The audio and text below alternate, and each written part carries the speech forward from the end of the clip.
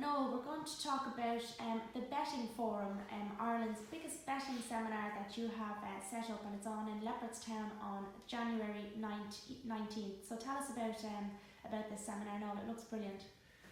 Yeah, so the Betting Forum, I guess it falls under the Sunday brand. You know, and I spoke about in the other video what Sunday is about. Sunday is about access, and I also spoke about people's enjoyment of racing being linked to the outcome of a bet. So I think, you know, I'd probably create this utopian world where there's no betting, if I could. But we recognise that people are going to bet. So we also recognise that people should do it better. If you're going to do something, do it better. Like, betting is interesting, right? You look at the people who bet and go racing, okay? You've got professionals, you know, people who strive for, you know, they're goal orientated, highly motivated, professional people, sports people. You know, their approach to every other aspect of their life, it's set an objective, achieve a goal, create a methodical plan to do that, whether it be in their career or sports or whatever. Suddenly once you put a horse in front of them and a betting app, they just lose their mind. So they're no longer goal orientated, they no longer have a methodology. And it goes back to what I said earlier on about they're being sold something, they're not buying, right? So it's passive, it's reactive, it's a TV advert, it's something you see on Twitter, and they're what I would call emotional bets. They're typically bad bets. I would say have less bets, right? So like, what do we want to do with the betting forum, right?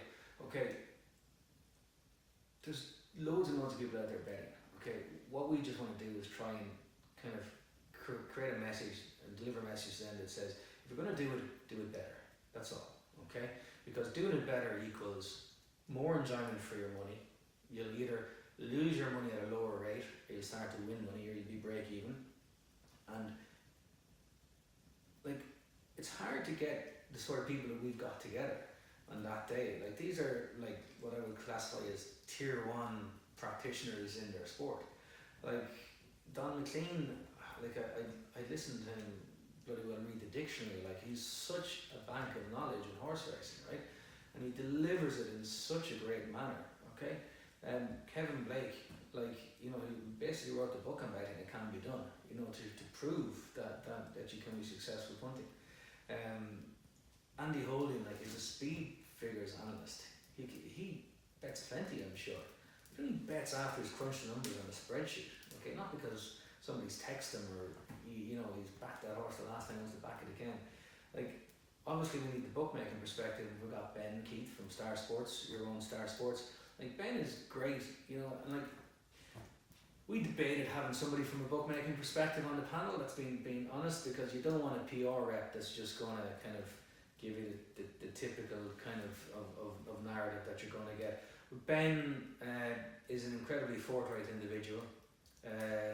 You know, he has a style and a tone, and you know, he's very forthright, he's very honest, and I think that Ben will contribute to what I would describe as an honest, constructive conversation with the rest of the guys. Brian Cooper's a jockey, he's going to be there for our race reading session.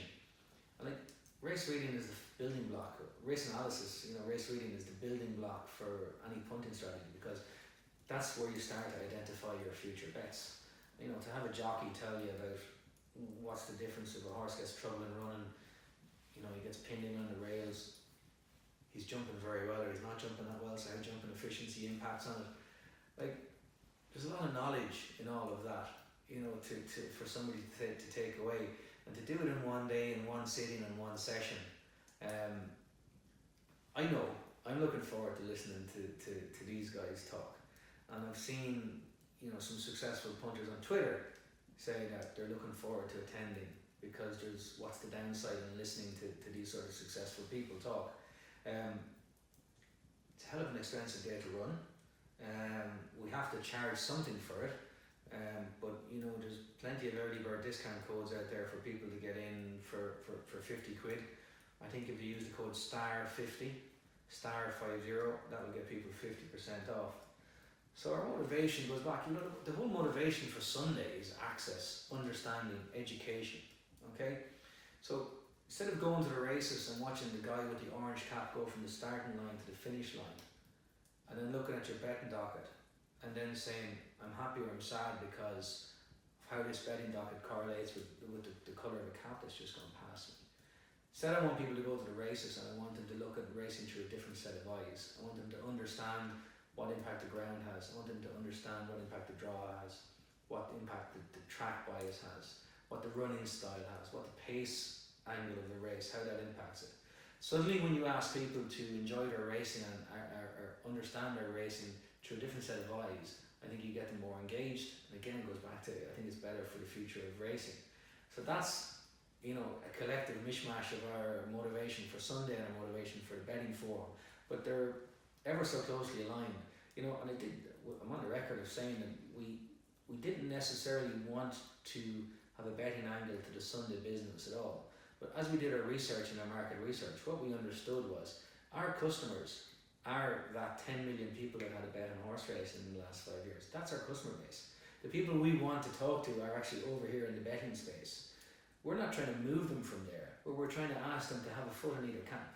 And we're asking them to enjoy their racing, look at their racing a little bit differently. And I think, like, I know myself, I started to enjoy racing much more as I became more educated about it. And my accelerated education probably came through racehorse ownership.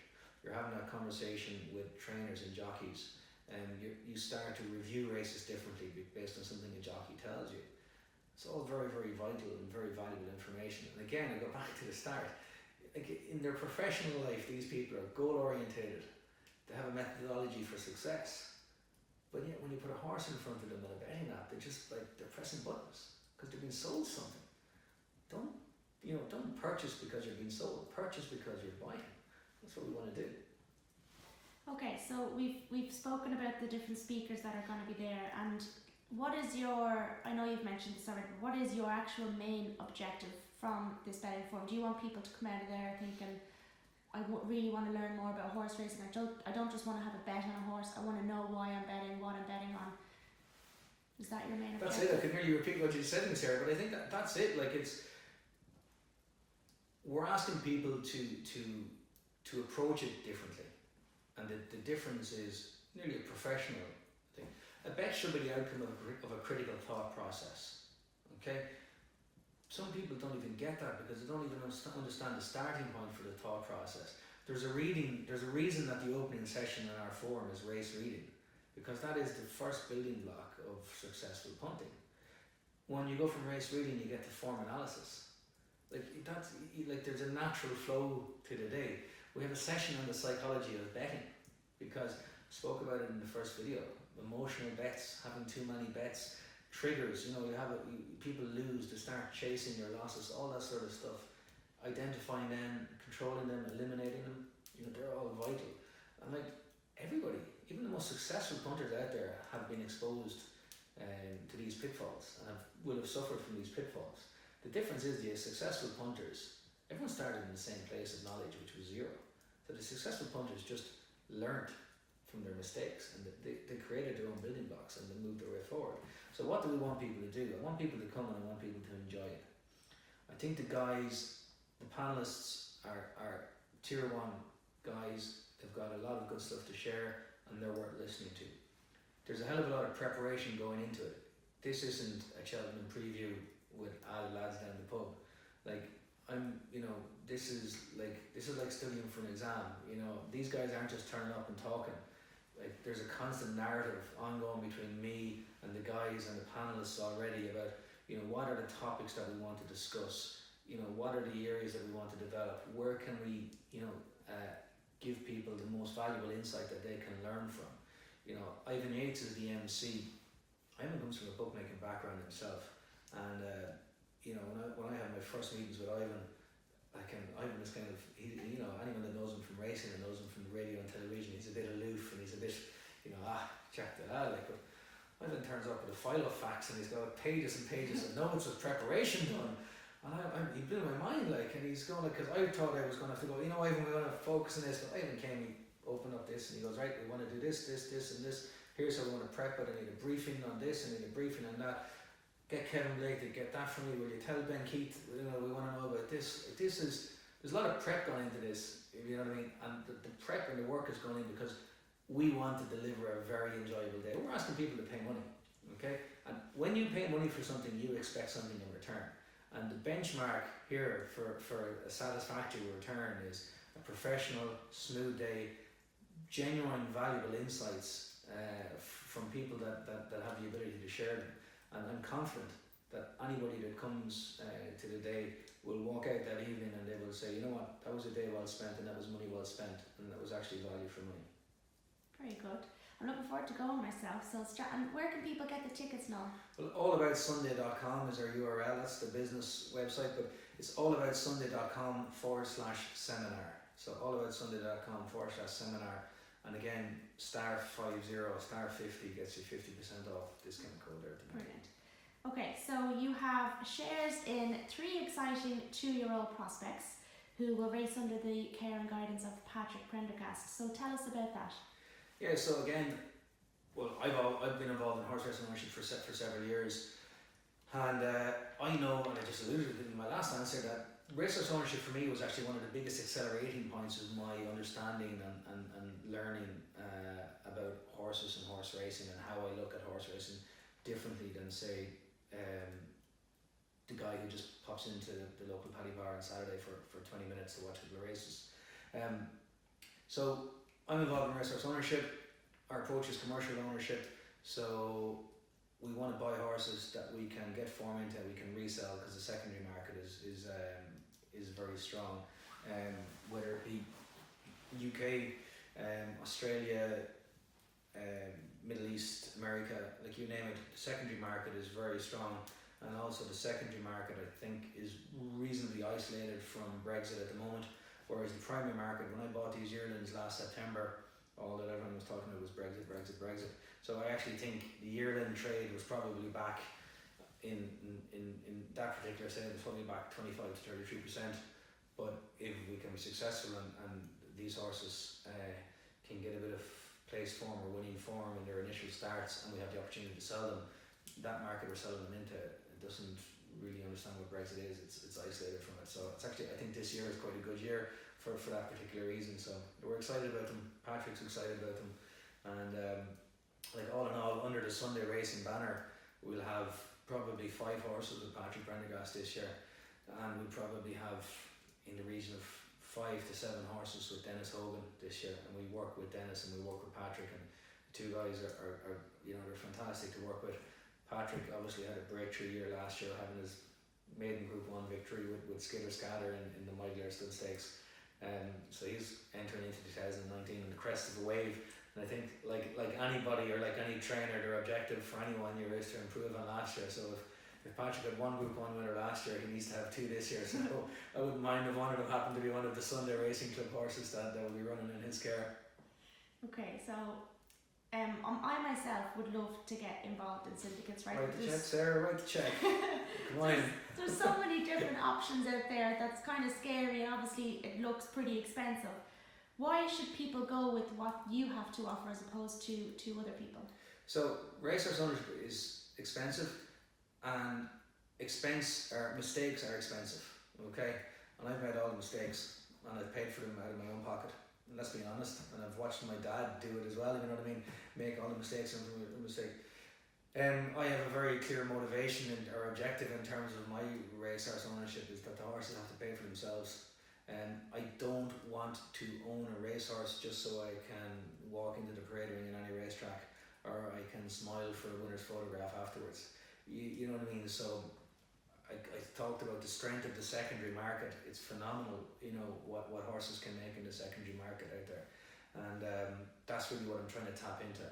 We're trying to get horses that are, you know, forward, will race at 2, but have the scope, you know, to proceed and be quality 3-year-olds as well, and that's the particular market we're looking for. So you're going to be involved with somebody that's, I think, understands what they're doing, has a pretty clear objective and motivation in terms of what they see as an outcome, is not going to waste money. And I mean, the reality is that I'm in for the same you know, I'm in for the ride as well. Like, you know, so I'm personally taking 20% of each of those three yearlings with Patrick, and I'm probably retaining probably a minimum of 50% in the other yearling with Patrick. And we have a 3-year-old with Patrick as well who showed lots of promise last year, and again, you know, I've got 25% of him, so my money's in play here as well. So like, if put it this way, if you lose money, I'll have done my bollocks. Okay, you have a nice 2-year-old by Footsteps in the Sand. Have you had much success in the past with this syndication? I've been blessed. There's no point in saying anything otherwise. I first got involved in racehorse ownership as a student, buying and selling foals and yearlings, you know, kind of turning over a couple of quid, and that's kind of where my interest grew. And as I said, I've been blessed. I was lucky enough to own O'Connor, you know, who was the most magnificent winner of a Triumph Hurdle ever, 15 lengths, like there was no second place type thing. You know, like I'd be lying if I said there was any skill involved on my part there. That's just, you struck gold, okay? But that gave me the platform to kind of pursue the business model or the commercial model of ownership that I've just discussed. You know, from there, I had a very successful relationship with Michael O'Callaghan. You know, again, horses like Clutching at Straws, we bought her for 15 grand, and you know, we sold her to America for something like $50,000 or $60,000. That was like a group of my mates, like, you know, that I just got involved for like a couple of quid, and we came out the other side like in profit, and everyone was happy, you know. But I had Clutching at Straws. I had like horses like Letters of Note, who we sold on after she won her maiden. She proceeded to win a listed race. Now or Never, who was third in the Irish Guineas. She was Kieran Fallon's last ever group winner. I own 25% of her. We sold her to Qatar Racing after she won the Dernstown Guineas trial in Leopardstown. Again, very good commercial exit for the partners involved. Horses like Moral High Ground, who I sold after winning his maiden. Night of Glory, who I sold after winning his maiden. Veneer of Charm, who I sold after winning his handicap, who went on to win in Cheltenham after I sold him. And look, plenty of other horses that, you know, whose names even escape me. Sebastian Bach won his maiden, sold him to Singapore, and London Icon with Adrian Keatley, you know, brilliant maiden winner under Pat Smullen. We sold him to Hong Kong. He started his racing career in Hong Kong. And there's more and more I'm going to forget, but like, you know, I'm so lucky, I'm so blessed, and it's about, you know, having an objective. You know, you're getting involved with a set objective, and you need to be very critical about that. If the future doesn't have upside, then you need to exit, because it costs the same money to train a bad horse as it does a good horse. So get rid of the bad horse, reinvest and try and get the good horse. Your operating costs are what kill you in the game. So it's all about, you know, trying to strive for that. As I said, I've been so lucky, and thankfully so, and I've worked with some great people to achieve that success. And I just hope that, you know, as 2019 comes and we've got 4 2-year-olds to race, which is really the hot market if you can hit the back of the net. You know, that I hope that I can enjoy success. And the reality is, if I enjoy success, other people alongside me will have enjoyed success as well. The Footsteps horses sold completely. There's still some shares left in the Ravens Pass. There's still some shares left in the Equiano. Elzan, shares left in her. So like, get in touch basically if anyone wants involved. And like, it's okay to ask questions and not purchase, you know what I mean? So there's no stupid questions. So even anyone that might have a semblance of interest, if I can be of any assistance to them, I'd be happy. Even if they don't buy a horse with me or Sunday, you know what I mean? I've given advice to plenty of people along their own journey of racehorse ownership, because I got plenty of advice on my journey as well. So I'm only happy to try and assist somebody else wherever I can. And if it short circuits a mistake or stops them from losing money, then so best. Like. It sounds like you're more of a flat man than a jumps man. Would I be correct in saying that? I used to be a dyed-in-the-wool jumps man, and then I saw sense. Jumps ownership is like death by 1,000 cuts. I was in Dromahane pint to pint last Sunday for a horse that I have a share in making his debut that we bought 2.5 years ago. I have horses whose name I can't remember that have been bought, won and sold on the flat in that length of time, and this fella took 2.5 years to make his debut in Dromahane on Sunday. So death by 1,000 cuts and national hunt. There is fun involved as well, don't get me wrong, but flat particularly you learn your fate very quickly. It's a 12-month cycle if not less, and you get in, you get out, and hopefully you get out successfully. I want to talk about your videos that you have up on your website, allaboutsunday.com. So under Bloodstock, for example, you have videos from top trainers including Hugo Palmer on getting a horse to the yard, how getting him ready. How can people view these videos that you have on your website? So Sunday, as I said, it's about access, and tier one of Sunday is like education. And what we've created is we've created a video education series, a knowledge share series, and we've interviewed experts in the field, the likes of Hugo Palmer, Brian Cooper, Patrick Prendergast, Josephine Gordon, Matt Holzer from Bloodstock perspective.